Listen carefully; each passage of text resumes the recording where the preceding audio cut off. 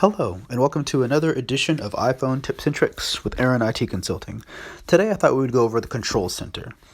Now, you normally access the Control Center by swiping up from the bottom of your phone upwards.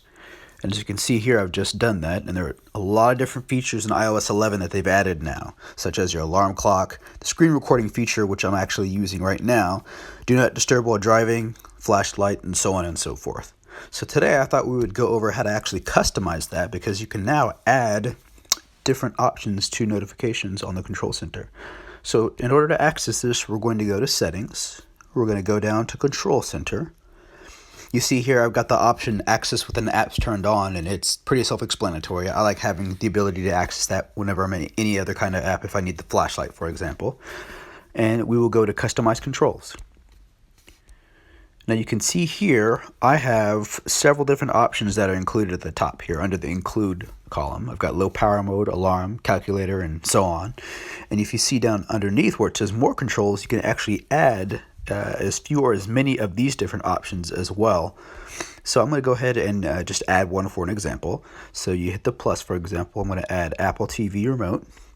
Now on the far right of each of these options, you see these little dashes here. You can actually move any application up or down depending on the order that you want to have it. I'm going to move this up to underneath the camera.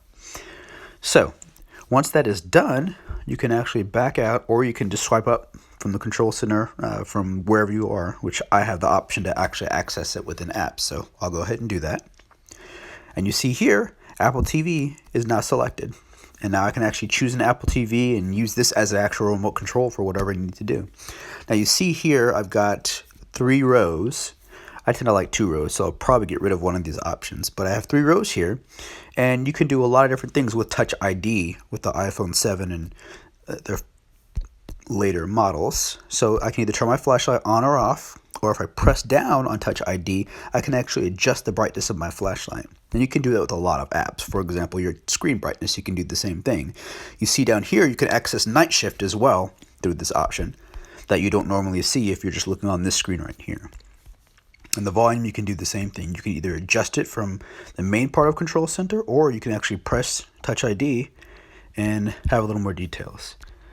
Here, you see you can turn airplane mode on, cellular data on, Wi-Fi and Bluetooth, and AirDrop as well. Now, Wi-Fi and Bluetooth is a very, well, Bluetooth, for example, if you turn Bluetooth off, it just turns it off for temporarily, I believe, unless they've actually fixed that, which they may have.